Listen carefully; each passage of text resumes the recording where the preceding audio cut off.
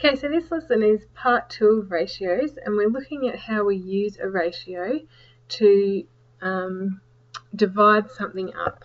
Okay, so dividing a quantity in a given ratio. Just a bit of a reminder that ratios are used to compare amounts of the same unit. So a ratio of 3 to 5, 3 parts to 5 parts, means something like this visually. Okay, so we've got our 3 parts over here, our 5 parts over here, and a little box down here. Notice that each individual part is exactly the same as the others, the same size. Okay, so this part is the same size as this part, is the same size as this part. So each one is exactly the same. That's a really important concept. Alright, an example. Ray and Sally spend their Saturday painting their grandmother's fence. However, Ray spent 5 hours working, while Sally helped out after netball for 3 hours. So they haven't worked exactly the same amount of time. Their grandmother pays them $80 for their efforts, and they decide it would be most fair to split the money according to the hours worked. How much should each person get paid? Alright, so the first step with dividing up something into a given ratio is to write the ratio, label it. Okay, so if you wanted to, you might even want to write a little R up above here. Ray was 5 hours, and an S above here, so Sally was 3 hours. Okay, and because they're both in hours, we don't need to write the units. So we're going to first work out the total number of parts we have for this question. So if we've got 5 parts and 3 parts, and that's going to add together to give us 8 parts. And remember that all these parts are equal. Okay, so they're each worth the same amount. So first of all, if we divide the total pay, which was $80, into 8 equal parts, we get $10 a part. Okay, so each individual part is worth $10.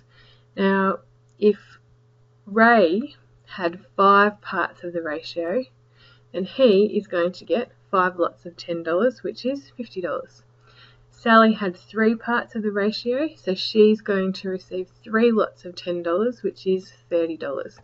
And you'll notice to check your answer, you can add up the parts over here, so 50 plus 30 gives us 80, and that should equal the total parts you had at the beginning. Okay, if it doesn't, you've done something wrong. Alright, now I like to just display this visually as well, just so that you really get that idea that each part is equal. Okay, so there's our ratio. Ray to Sally was 5 hours to 3 hours, so 5 to 3. So looking at those shapes, okay, we've got this is Ray over here in the purple, and Sally is the orange. 5 parts to 3 parts. You can see that they're all the same. Okay, now the total parts we have, if we add them together, is 5 plus 3, so 8. And we said that the total pay was $80, which means that all these add up to give us $80.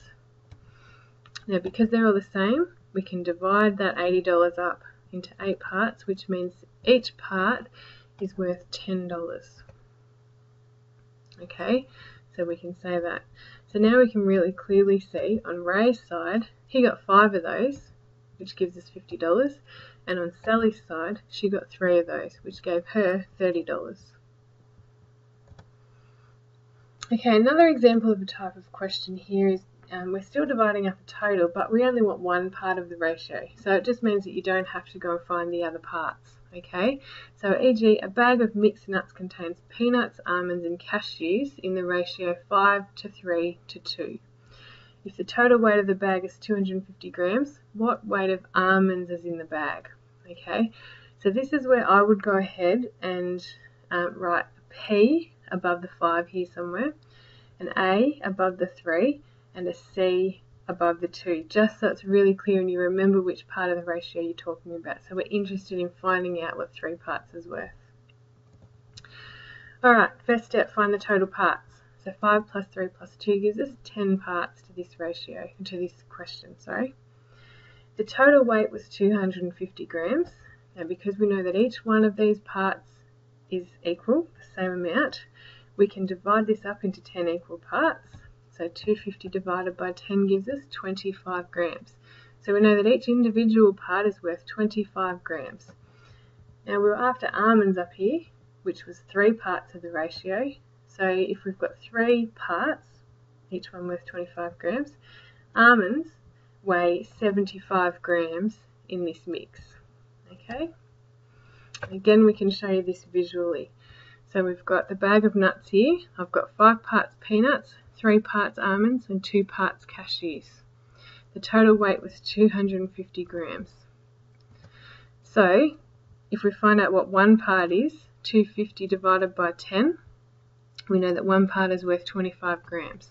Because these are all exactly the same size, we know that they're all going to be worth 25 grams. It's worth noting here that that doesn't mean that there's the same number of each type of nut in there, okay, because obviously they're different shapes and sizes, but it means that each one of these contains 25 grams of that particular nut, okay. So then the almonds were the 3 parts, which means forgetting about all the others, 3 lots look something like that, and we get 75 grams. Okay, so a summary of the method. We add up the total parts, find the value of 1 part by dividing, and then find the value of selected parts of the ratio by multiplying.